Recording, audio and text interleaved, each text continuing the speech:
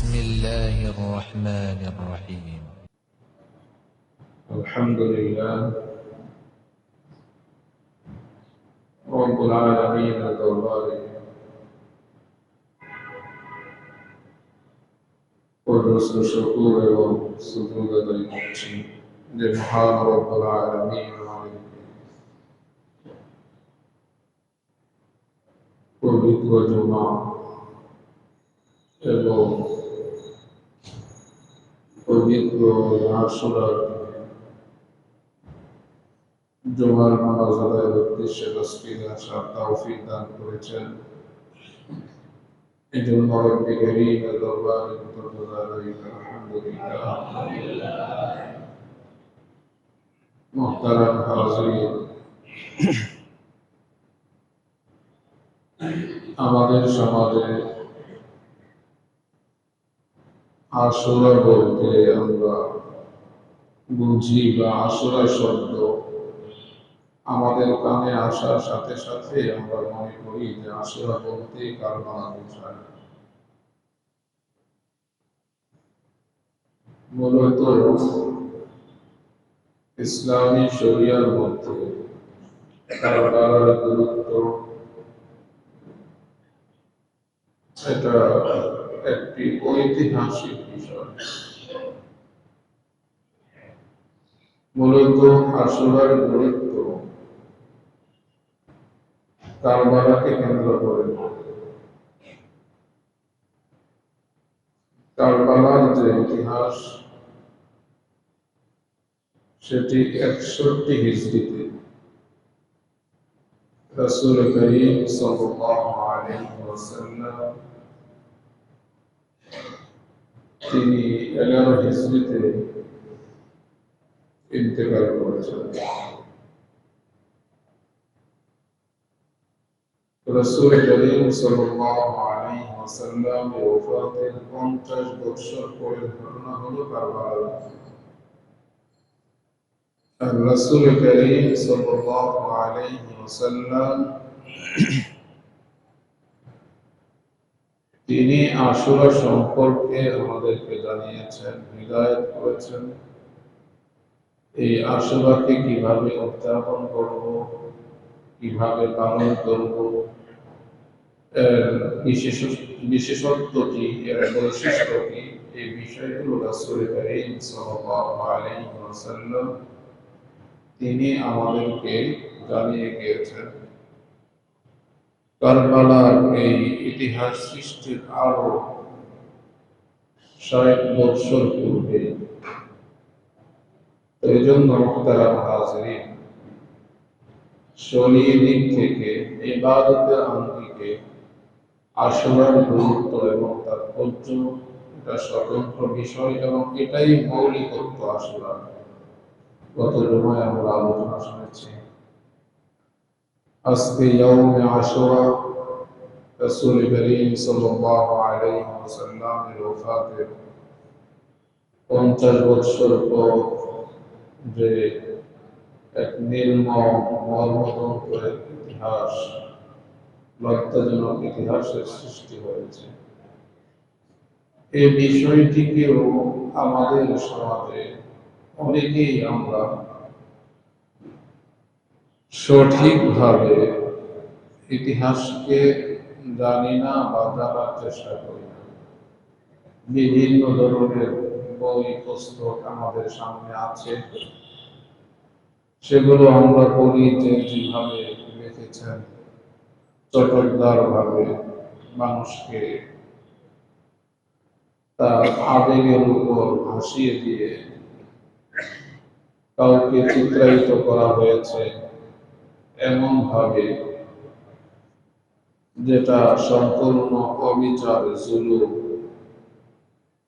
কাউকে মাজলুম করা হয়েছে, কাউকে জালেম করা হয়েছে। তো প্রকৃত অর্থে দেখা যায় যে যাকে জালেম বানানো হলো আদৌ তার জুলুম এটা সত্যিকার অর্থে প্রমাণিত কিনা। যদি প্রমাণিত না হয় তাহলে আমার এই আকীদা, আমার এই বিশ্বাস, এটা ভ্রান্ত। এবং সেই সময়ে অনেক সাহাবায়ে কেরাম রিদওয়ানুল্লাহি আলাইহিম আজমাইন ছিলেন। তাদের প্রতি আমাদের আকীদা, আমাদের বিশ্বাস কি হওয়া উচিত, ইসলাম কি বলে, ইসলামের নির্দেশনা কি, এর পরিপন্থী কোনো আকীদা তাদের ব্যাপারে পোষণ করা যায় কিনা, এই বিষয়গুলো আমাদেরকে খুব সুন্দরভাবে, ভালোভাবে, সচেতনতার সাথে আমাদের বিশুদ্ধ ইতিহাস, বস্তুনিষ্ঠ বাস্তব ইতিহাস আমাদেরকে পরিষ্কারভাবে রাখতে হবে। অন্যথায় আকীদার দিক থেকে আমরা ক্ষতিগ্রস্ত হয়ে যাব। এজন্য তারা ভাবছে, প্রথমত যে বিষয়টি আমাদের জানা বোঝা, রাসূল করিম সাল্লাল্লাহু আলাইহি ওয়াসাল্লামের প্রতি ভালোবাসা, রাসূল করিম সাল্লাল্লাহু আলাইহি ওয়াসাল্লামের পরিবার পরিজনের প্রতি ভালোবাসা, এগুলো আমাদের ঈমান এবং আকীদার অংশ। لا يؤمن أحدكم حتى أكون أحب إليه من والده وولده والناس أجمعين। রাসূল করিম সাল্লাল্লাহু আলাইহি ওয়াসাল্লাম বলেন যে তোমাদের কেউ মুমিন হতে পারবে না যতক্ষণ না পর্যন্ত আকুনা আহাব্বা ইলাইহি, আমি তোমাদের কাছে অধিক প্রিয় হই, মিন ওয়ালিদিহি ওয়া ওয়ালাদি, পিতা মাতা সন্তান সন্ততি, ওয়ান্নাস আজমাইন, এবং সকল মানুষ। অর্থাৎ রাসূল করিম সাল্লাল্লাহু আলাইহি ওয়াসাল্লামের ভালোবাসা, আমার পিতামাতার প্রতি আমার যে ভালোবাসা, আমার যে আবেগ, সন্তানের প্রতি আমার যে ভালোবাসা, আমার যে মহব্বত, আমার যে আবেগ কাজ করে, আমার নিজের প্রতি আমার যে ভালোবাসা, তো এই সকল ভালোবাসার যে রাসূলের প্রতি ভালোবাসা, সেটা অধিক হতে হবে। আমি যদি আমার সন্তানকে যতটুকু ভালোবাসি, রাসূলকে সমপরিমাণ ভালোবাসি, তাহলে এর নাম ঈমান নয়। আমি আমার মা বাবাকে যে পরিমাণ ভালোবাসি, রাসূলকে যদি সেই পরিমাণই বাসি, সমান সমান হয়, তাহলেও সেটা ঈমান নয়। বরং মা বাবার প্রতি, সন্তান সন্ততির প্রতি, আমার নিজের প্রতি আমার যতটা ভালো লাগা, ভালোবাসা কাজ করে, তার চেয়েও রাসূলকে অধিক ভালোবাসতে হবে, তাহলে আমি মুমিন। রাসূল বলেন, লা ইউমিনু আহাদুকুম, তোমাদের কেউ মুমিন হতে পারবে না, ঈমানের অধিকারী হবে না, হাত্তা আকুনা আহাব্বা ইলাইহি, যতক্ষণ না পর্যন্ত আমি তোমাদের কারো কাছে, তোমাদের নিজ থেকে, পরিবার পরিজন থেকে, পিতা মাতা সন্তান সন্ততি থেকে, এমনকি জগতের সকল তোমাদের সাথে তাদের সম্পর্ক আছে, সকল কিছু থেকে আমি ভালো, তোমাদের কাছে অধিক প্রিয় না, তাহলে রাসূলের ভালোবাসা শুধু নয়, বরং রাসূলকে সর্বোচ্চ ভালোবাসা, সেটা হলো ঈমান। এজন্য মুহতারাম হাজিরিন, রাসূল করিম সাল্লাল্লাহু আলাইহি ওয়াসাল্লামকে ভালোবাসার উপরে নির্দেশনা হলো রাসূলের পরিবার বর্গকেও ভালোবাসতে হবে। কোরআনে কারীমের মধ্যে এসেছে, কুল লা আসআলুকুম আলাইহি আজরা ইল্লাল মাওয়াদ্দাতা ফিল কুরবা। আল্লাহর রাসূল ঈমানের দাওয়াত দিয়েছেন, হিদায়াতের পথে আহ্বান করেছেন, সিরাতে মুস্তাকিমের দিকে আহ্বান করেছেন। তো এর বিনিময়ে রব্বুল আলামিন বলেন যে আপনি বলে দিন, লা আসআলুকুম আলাইহি আজরা, এই যে আমি তোমাদেরকে ভুল পথ থেকে সঠিক পথে, গুমরাহি থেকে হিদায়াতের পথে, অন্ধকার থেকে আলোর দিকে আমি তোমাদেরকে নিয়ে এসেছি। তো আমার এই শ্রম, আমার এই পরিশ্রম, আমার এই সাধনা, আমার এই কষ্ট, আমার এই ত্যাগ কুরবানি, এর বিনিময়ে আমি তোমাদের কাছে কিছু চাই না।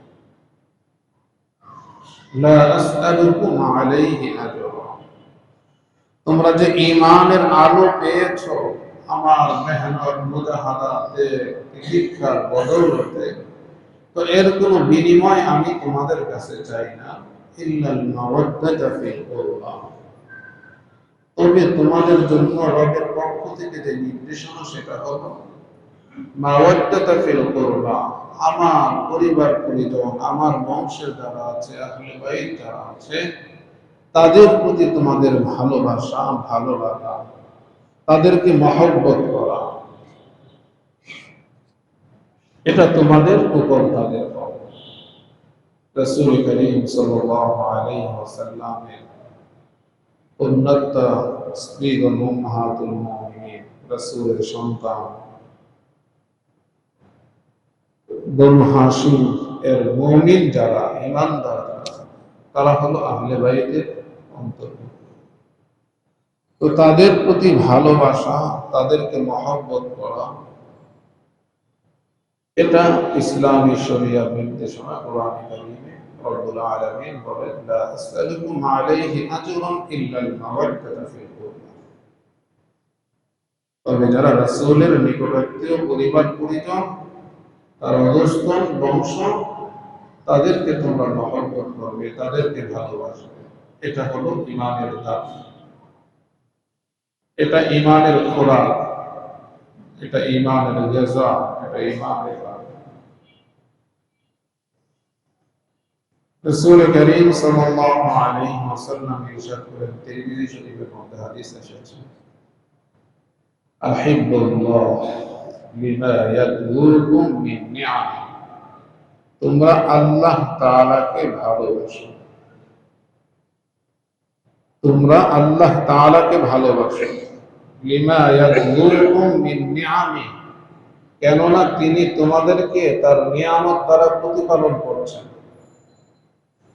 প্রতিনিয়ত তোমরা তোমাদের রবের নিয়ামত ভোগ করছো। তো সুতরাং যার নিয়ামতে তোমরা প্রতিপালিত হচ্ছ, যিনি তোমাদেরকে ছোট থেকে বড় করলেন, পরিপক্ব করলেন, অবুঝ থেকে বুঝমান করলেন, সুতরাং সেই রবের প্রতি ভালোবাসা, সেই রবের আনুগত্য, এটা তোমাদের জন্য অপরিহার্য। তো সুতরাং রবকে ভালোবাসো, আল্লাহ তাআলাকে ভালোবাসো। যেহেতু রব্বুল আলামিন তোমাদের প্রতি তার নিয়ামতকে অবারিত করেছেন। ওয়া আহিব্বুনি বিহুব্বিল্লাহ, আমাকে তোমরা ভালোবাসো। আমাকে কেন ভালোবাসবে? আমাকে ভালোবাসবে আল্লাহ তাআলাকে ভালোবাসার কারণেই আমাকে তোমরা ভালোবাসবে। কারণ আল্লাহ তাআলার সাথে সম্পর্ক স্থাপনের সেতু বন্ধন হলেন রাসূল করিম সাল্লাল্লাহু আলাইহি ওয়াসাল্লাম।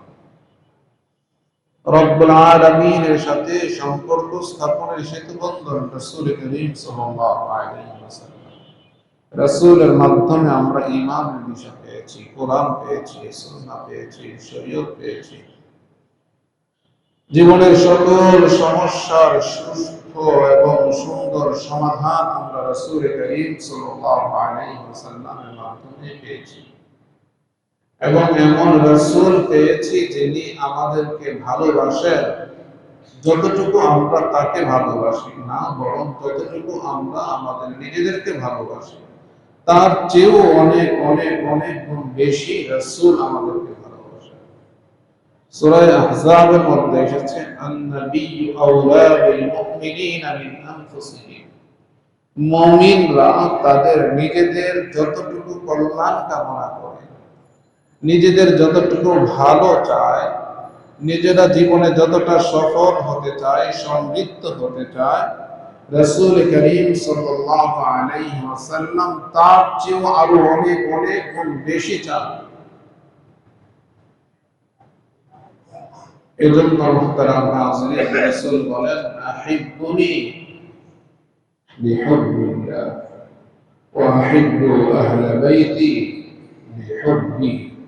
আর যদি আমাকে তোমরা ভালোবাসো, আমাকে তোমরা ভালোবাসো, তাহলে আমার ভালোবাসার কারণে আমার আহলে বাইতকে তোমরা ভালোবাসো।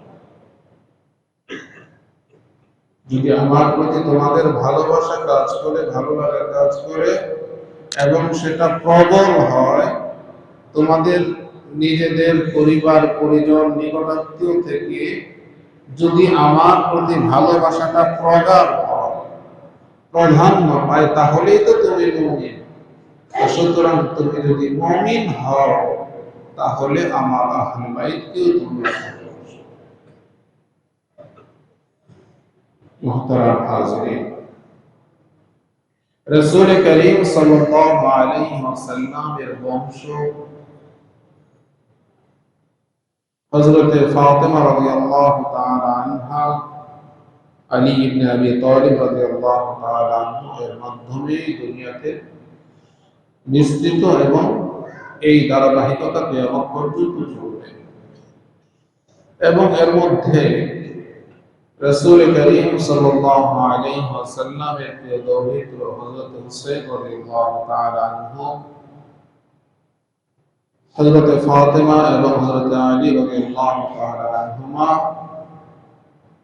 ওনাদের কনিষ্ঠ সন্তান, এর মাধ্যমে রাসূলের বংশ পরম্পরা জারি রয়েছে।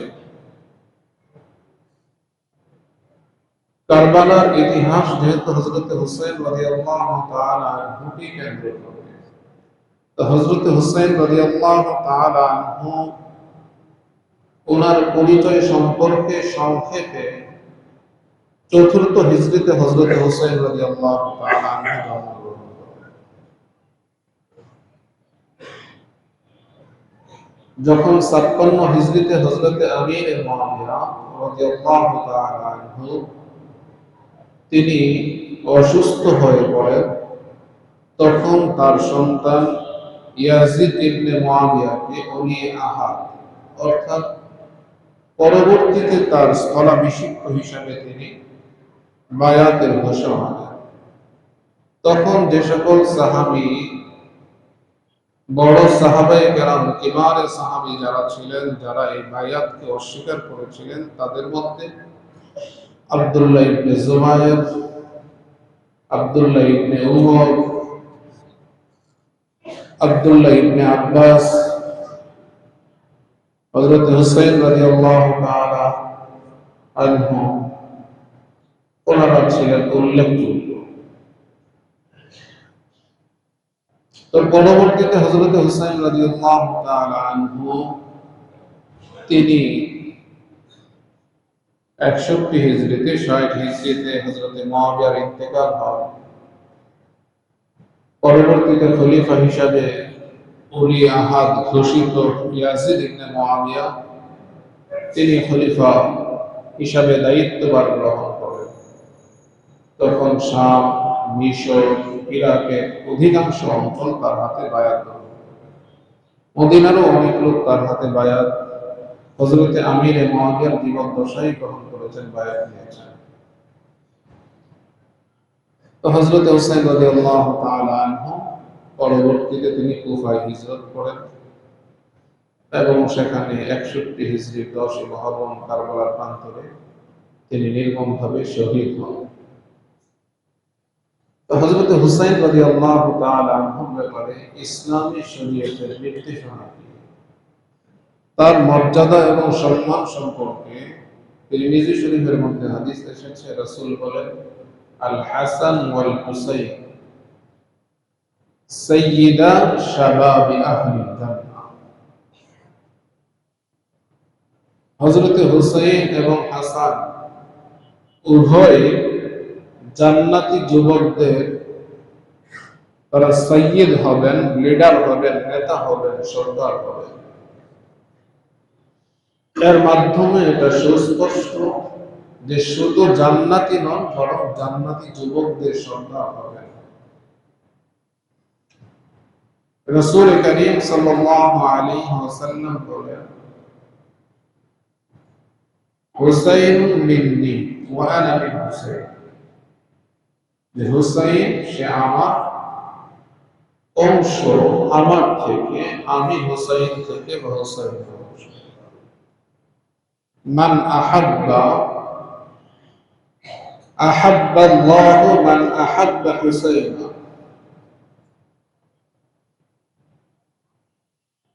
রাসূল বলেন যে হুসাইনকে ভালোবাসে আল্লাহ তাআলা তাকে ভালোবাসেন।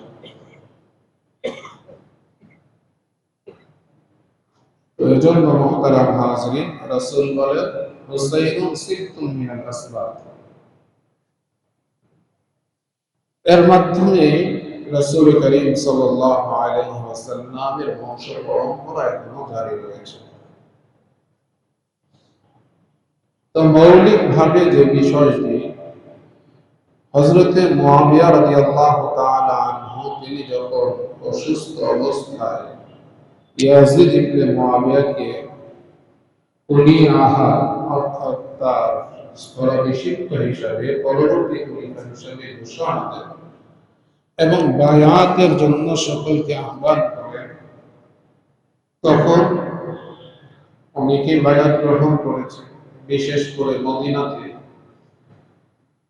যখন নাকি এই সংবাদ পাঠানো হয়েছে, তো সেখানে বিশেষ করে কিবারে সাহাবা আব্দুল্লাহ ইবনে আব্বাস, আব্দুল্লাহ ইবনে উমর, আব্দুল্লাহ ইবনে জুবায়ের, হযরত হুসাইন রাদিয়াল্লাহু তাআলা সহ বিশেষভাবে তাদের বায়াতের ব্যাপারে যখন দূত পাঠানো হয়, যেন তাদেরকে বোঝানো হয়, তো হযরত আব্দুল্লাহ ইবনে জুবায়ের তিনি প্রথমে মদিনা থেকে মক্কায় হিজরতের জন্য তিনি রওনা হয়ে যান। তখন হজের সময়ও খুব নিকটবর্তী। হযরতে আব্দুল্লাহ ইবনে জুবায়েরের হিজরতের সংবাদ যখন হযরত হুসাইন রাদিয়াল্লাহু তাআলা আনহু জানতে পারেন, তিনিও মক্কার দিকে হিজরত করেন। এইভাবে কিবারে সাহাবা যারা, বিশেষ করে ওনারা সকলে মক্কায় পূর্ব থেকে ইবনে আব্বাস, আব্দুল্লাহ ইবনে উমর রাদিয়াল্লাহু তাআলা আনহুমা তারা মক্কায় ছিলেন। মুহতারাম হাজিরিন, তো প্রথম আব্দুর রহমান ইবনে আবু বকর, হযরতে আবু বকর রাদিয়াল্লাহু তাআলা আনহুর ছেলে, তিনি দূতকে বিশেষ প্রশ্ন করেন, আপত্তি তোলেন যে তিনটি বিষয়, খেলাফত এর দায়িত্বভার, খলিফা নিযুক্তির বিষয়ে, নির্ধারণের বিষয়ে আমাদের পূর্বে যে তিনজন ছিলেন রাসূল করিম সাল্লাল্লাহু আলাইহি ওয়াসাল্লাম, তার যে আদর্শ ছিল, সেই আদর্শ, সেই নীতি, সেই উসওয়া গ্রহণ করব। রাসূল করিম সাল্লাল্লাহু আলাইহি ওয়াসাল্লাম ওফাতের সময় বা ওফাতের পূর্বে কোন খলিফা নিযুক্ত করে দেন। তো সুতরাং আপনি এই বিষয়টি উম্মার উপর ছেড়ে দিন।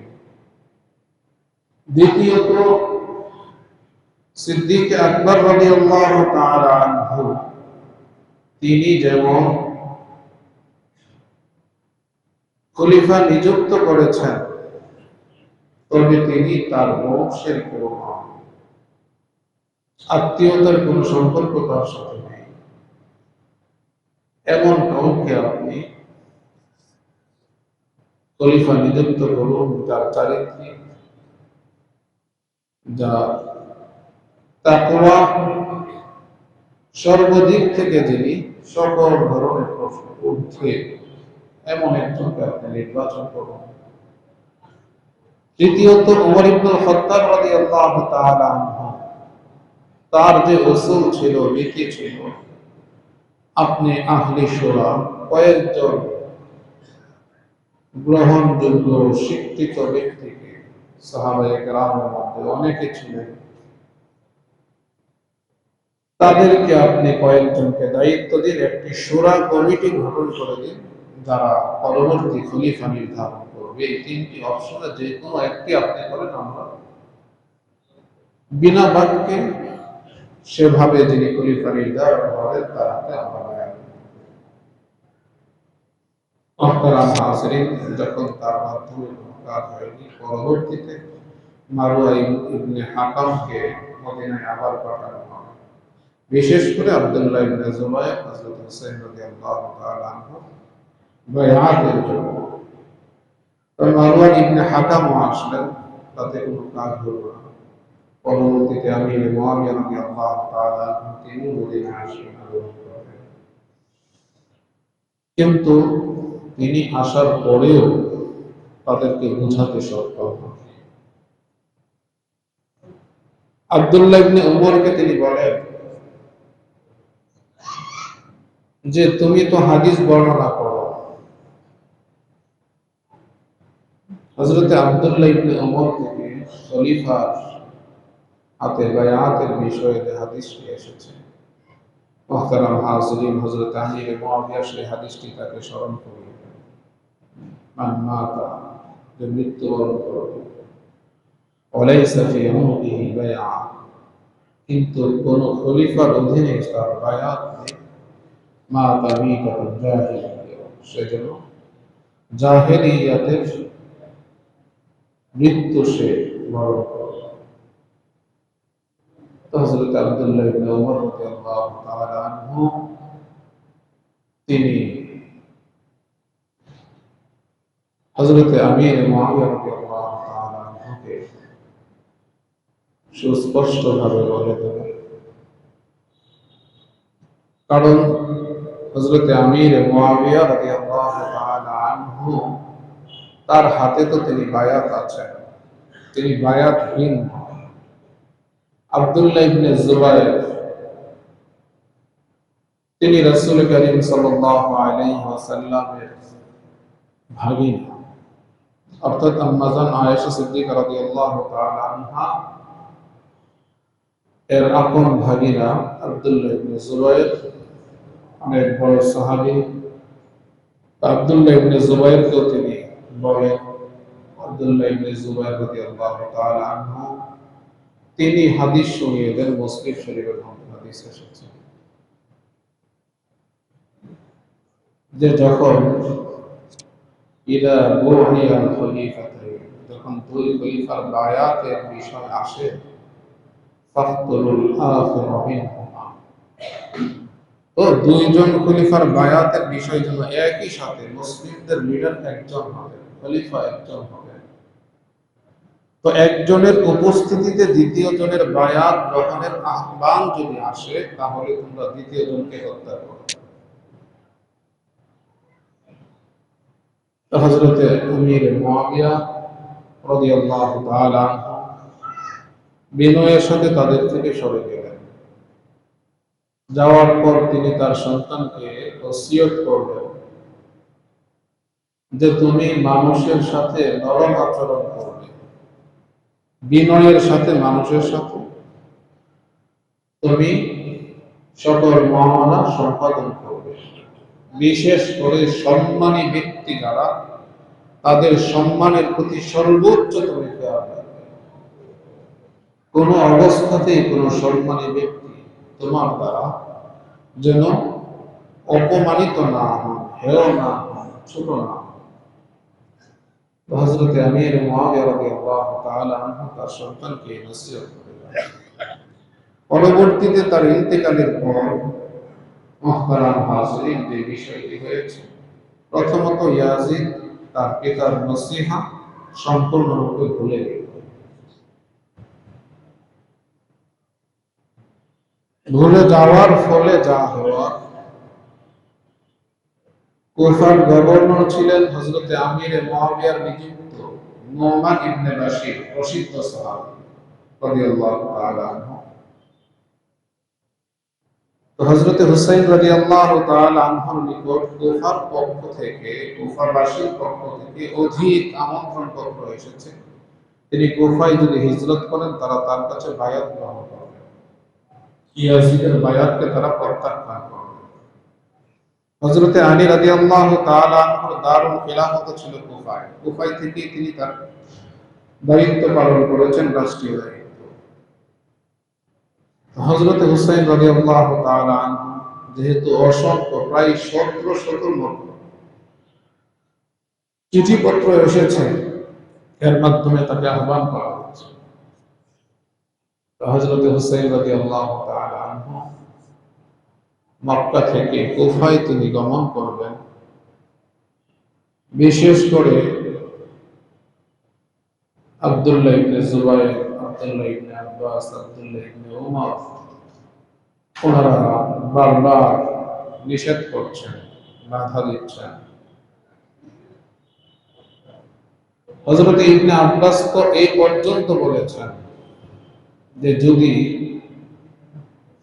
লজ্জার বিষয় না হতো তোমার জন্য এবং আমার জন্য, তাহলে আমি তোমার মাথার চুলগুলো টেনে তোমাকে আটকিয়ে রাখতাম, যেতে দিতাম।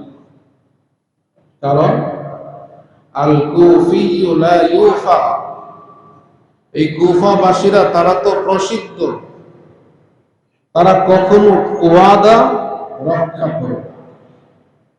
তারা যেমন বিশ্বাসঘাতকতা করেছে তোমার বাবার সাথে, ঠিক তেমনি তোমার সাথেও তারা করবে, এতে কোনো সন্দেহ নেই।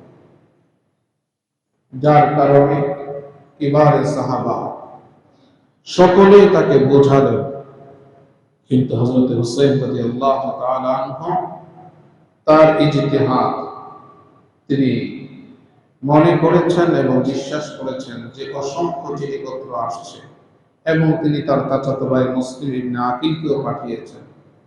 সেখান থেকেও তিনি তার মাধ্যমে দূতের পক্ষ থেকে খবর পেয়েছেন অসংখ্য মানুষ মুসলিম ইবনে আকিলের কাছে হযরত হুসাইনের বায়াত গ্রহণ করেছেন। তো মুহতারাম হাজিরিন, হযরত হুসাইন রাদিয়াল্লাহু তাআলা আনহু কুফার পথে তিনি যাত্রা শুরু করলেন।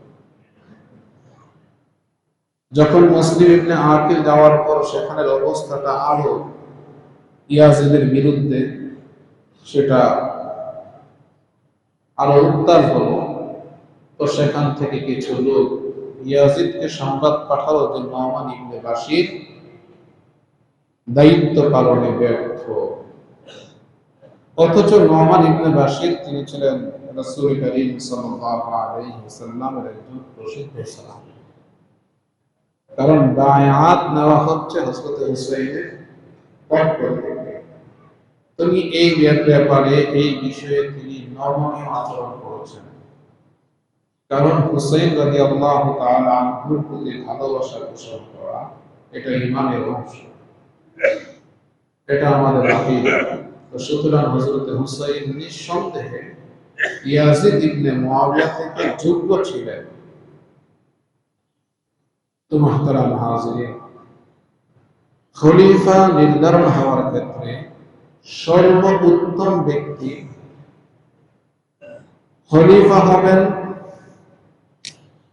এটা উত্তম, এটা ফরজ নয়। এই বিষয়টা আমাদেরকে বুঝতে হবে।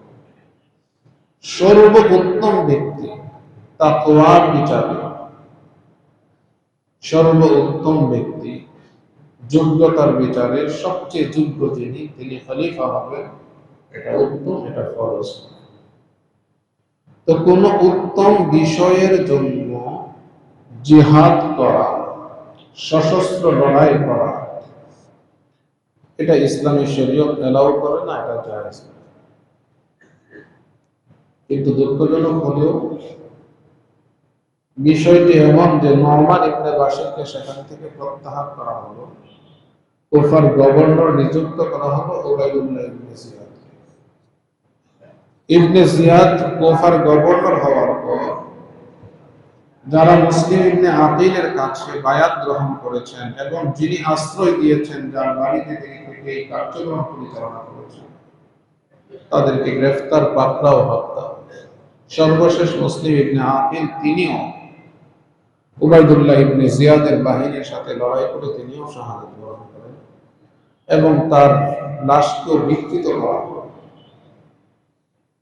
কিন্তু এই সংবাদ হযরত হুসাইন রাদিয়াল্লাহু তাআলা আনহু যখন তিনি পেয়েছেন, তখন তিনি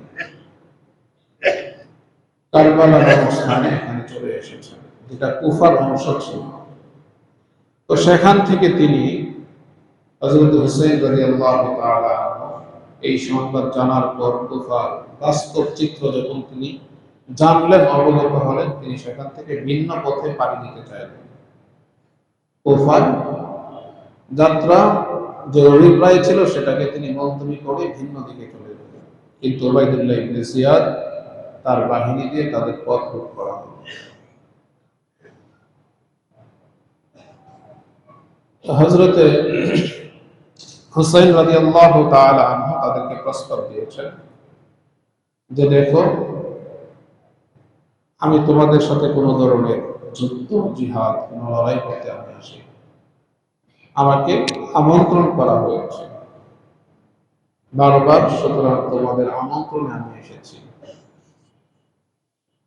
তো এখন যে পরিস্থিতিতে আমি তোমাদের সাথে যুদ্ধ লড়াই করার জন্য আসিনি, সুতরাং আমার পথে আমাকে ফিরে যেতে দাও, অথবা তোমরা আমাকে সরাসরি ইয়াজিদের সাথে সাক্ষাতের সুযোগ দাও, সরাসরি তার সাথে আমরা কথা বলি।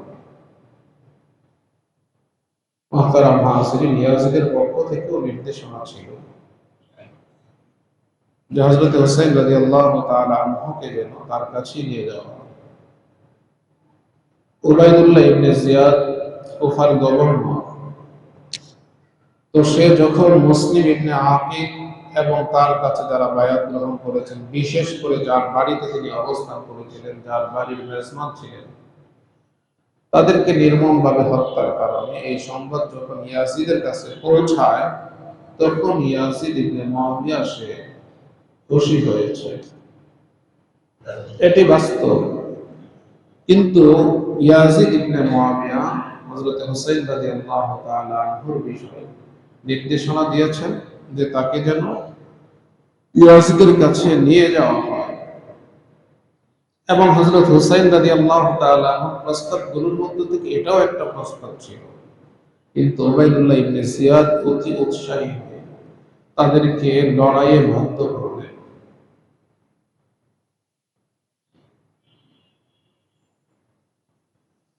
লড়াইয়ে বাধ্য করার কারণে সেখানে যা হওয়ার তাই হলো। হযরত হুসাইন রাদিয়াল্লাহু তাআলা আনহু তিনি 61 হিজরির 10ই মুহররম তিনি সেখানে নির্মমভাবে শহীদ হন, এবং হযরত হুসাইন রাদিয়াল্লাহু তাআলা আনহুর শির, মাথাকে তার দেহ থেকে বিচ্ছিন্ন করা হয়েছে, এবং সেই মাথা ইয়াজিদের কাছে পৌঁছানো হয়েছে। ইয়াজিদ ইবনে মুআবিয়া তিনি এই সংবাদ শোনার পর বিমর্ষ হন। হযরত হুসাইন রাদিয়াল্লাহু তাআলা আনহু মাথা যখন বিচ্ছিন্ন মাথা পৌঁছানো হয়, উবাইদুল্লাহ ইবনে জিয়াদ নিশ্চিত ছিলেন যে তার প্রমোশন হবে, ইয়াজিদ ইবনে মুআবিয়া তার প্রতি খুশি হবে।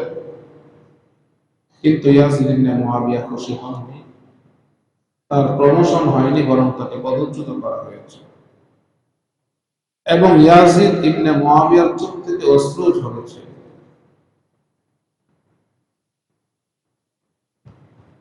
যে বিষয়টি আমাদের বোঝার খুব পরিষ্কার ভাবে, সেটি হলো ইয়াজিদ ইবনে মুআবিয়া তার শাসন আমলে, তার খেলাফতকালে, তার দায়িত্ব থাকা অবস্থায় খেলাফতের হযরত হুসাইন রাদিয়াল্লাহু তাআলা আনহুর শাহাদাত তারই নিযুক্ত গভর্নরের মাধ্যমে হয়েছে। এটা নির্মম সত্য, এটা বাস্তব। কিন্তু উবাইদুল্লাহ ইবনে জিয়াদের পূর্বে যিনি ছিলেন কুফার গভর্নর নোমান ইবনে বাশীর রাদিয়াল্লাহু তাআলা আনহু, তিনি প্রসিদ্ধ একজন সাহাবী ছিলেন। তাকে পদচ্যুত করে উবাইদুল্লাহ ইবনে জিয়াদ তিনি ইয়াজিদ ইবনে মুআবিয়ার অধিক অনুগত ছিলেন। তো এজন্য মুহতারাম হাজরিন, এর দায় ইয়াজিদ ইবনে মুয়াবিয়া হাতে পায়। না পারার কারণে এই যে অপরাধ সংঘটিত হয়েছে, ইমানদার মুমিনের যে হৃদয়ে রক্তকরণের যে ক্ষত সে সৃষ্টি করেছে 61 হিজরির 10 মুহররম, এর দায়ভার এড়ানোর সুযোগ তার নেই। সে অপরাধী, এর দায় তাকে বহন করতে হবে, এটা সুনিশ্চিত, এতে সন্দেহ নেই। কিন্তু হযরতে আমির মুয়াবিয়া রাদিয়াল্লাহু তাআলা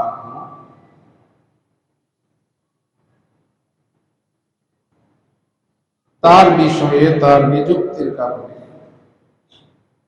তিনি অপরাধী কিনা এই বিষয়টি হলো আমাদের বোঝা। হযরতে আমির মুয়াবিয়া তিনি কাতিবে ওহী, হযরতে জিবরাইল আমিন তিনি যখন ওহী নিয়ে আসতেন, কয়েকজন সাহাবীর দায়িত্ব ছিল যারা ওহী লিখতেন। রাসূল কারীম সাল্লাল্লাহু আলাইহি ওয়াসাল্লাম বলতেন এবং তারা ওহী লিখতেন, লিখল। এদের মধ্যে আমির মুয়াবিয়া রাদিয়াল্লাহু তাআলা অন্যতম।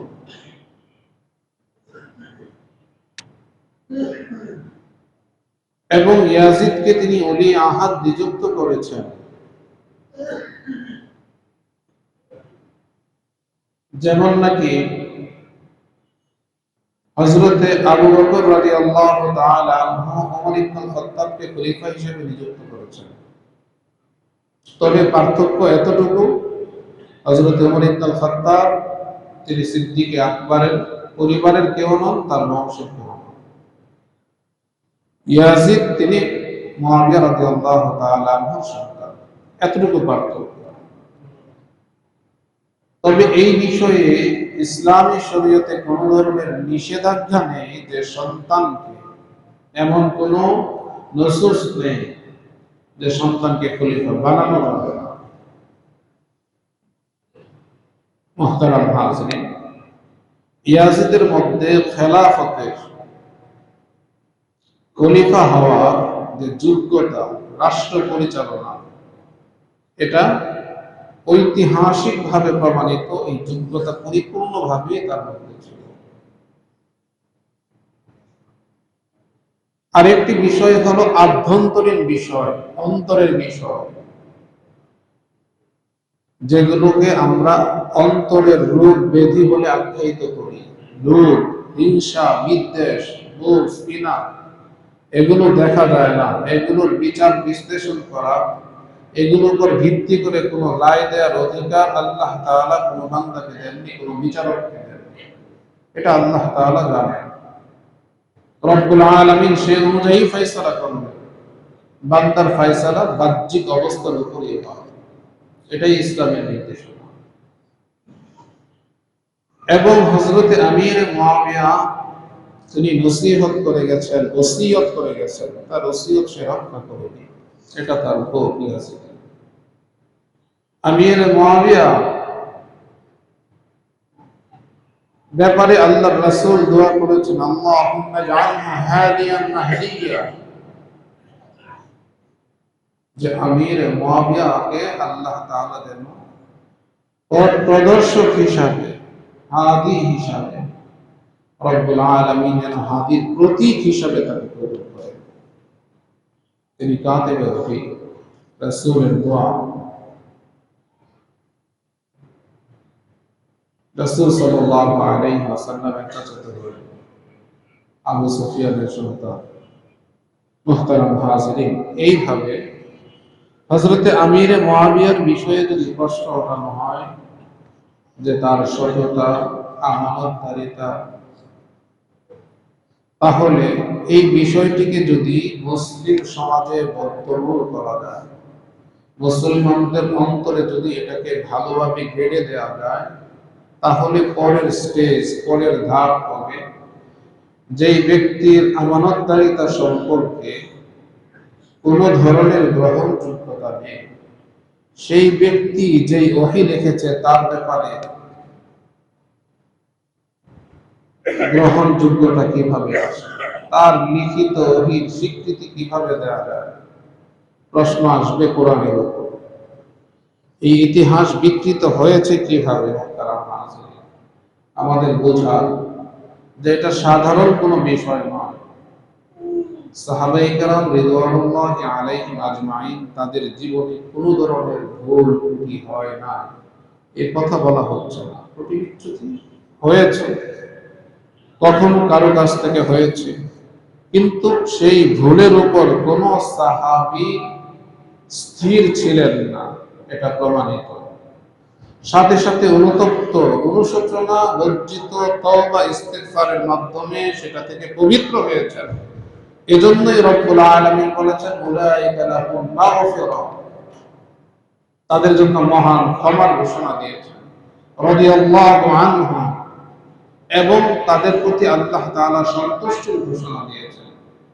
তো যিনি আল্লাহ তাআলার পক্ষ থেকে ক্ষমাপ্রাপ্ত এবং আল্লাহ তাআলা যার সন্তুষ্টির বিষয়ে পরিষ্কারভাবে ঘোষণা দিয়েছেন,